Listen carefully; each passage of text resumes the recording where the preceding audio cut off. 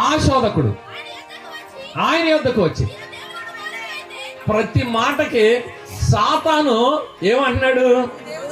నువ్వు దేవునికి ఇప్పుడు చెప్పండి, నువ్వు దేవుడు అయితే అర్థమవుతుందా? ఏమంటున్నాడు? నువ్వు దేవుడు అయితే ప్రతి మాటకి ఆ కొటేషనే వస్తుంది. మీరు గమనించండి. ఇప్పుడు శోధకుడైన సాతాను అన్నాడు, నువ్వు దేవుని కుమారుడు అయితే. దేవుని కుమారుడు అంటే ఏంటి? అక్కడ భాషలో నువ్వు దేవుడు అయితే చదవాలి, ఈ రాళ్లను రొట్టెలుగా చేసుకుని తినమని. అందుకు ఆయన మనుషుడు రొట్టె వల్ల మాత్రము కాదు గాని, ఇప్పుడు చాలా జాగ్రత్తగా ఆలకించాలి. ఇప్పుడు దేవుడు మాట్లాడుతున్నాడు. ఇందాకడేమో మనిషితో దేవుడు మాట్లాడింది అర్థమైంది కదా.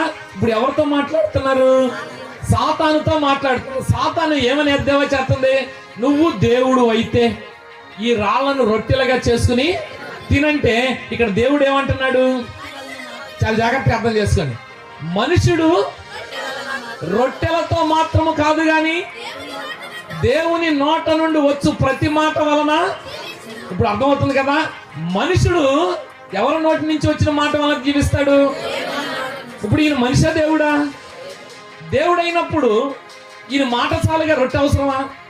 మనిషి అయితే దేవుని నోట నుంచి వచ్చిన మాట వల్ల ఈడు బ్రతుకుతాడు. ఇప్పుడు అక్కడ మాట్లాడుతున్నవాడు దేవుడే అయినప్పుడు ఆయనకి రొట్టెతో పని ఏమన్నా ఉందా? దేవుణ్ణి అడగాల్సిన పని ఏమన్నా ఉందా? లేదు కదా. ఆ రెండు సందర్భాలు లేవు కాబట్టి ఆయన చెప్తున్న మాట ఏంటి? మా రొట్టె వలన కాదు గాని మాట వలన జీవిస్తానని చెప్పాడు. ఇంకా కిందకు వచ్చేసరికి ఇంకొక మాట కనపడదు, చదవండి.